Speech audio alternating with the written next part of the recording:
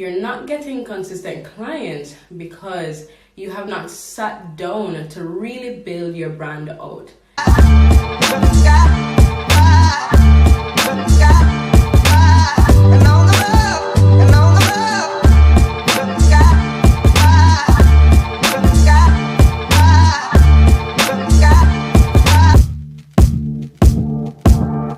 Welcome to the Altitude Lounge. Hey everyone, I am Charmian-Marie and I wanted to hop on here quickly to let you know that you just not getting any clients is really a byproduct of a bigger problem.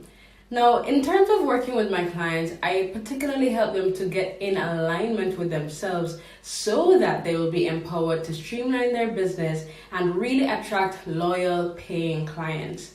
You're not getting consistent clients because you have not sat down to really build your brand out.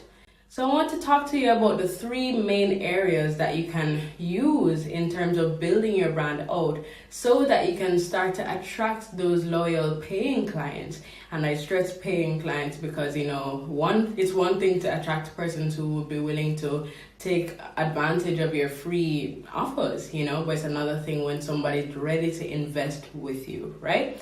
So with that said, the three core areas in terms of developing your brand overall. First one, you need to sit down and develop your brand core. Now, your brand core consists of, your core values or your brand values, your brand promise. What is it that, persons who work with you, no matter what, will definitely benefit from? What are you promising them, right? In terms of also, just overall understanding your brand voice and your brand vibe. It's important for you to see how you want to show up in all communication outlets, and you need to make sure that it's consistent. So you need to really think about just the vibe that you want people to get when they land on your page, when they land on your website, all of that, And as I mentioned, that takes you into the second area, which is your brand identity. Your brand identity is a pretty stuff, right? So it feeds from the vibe that you decide on and the voice that you decide on, and it brings it to life through your logo,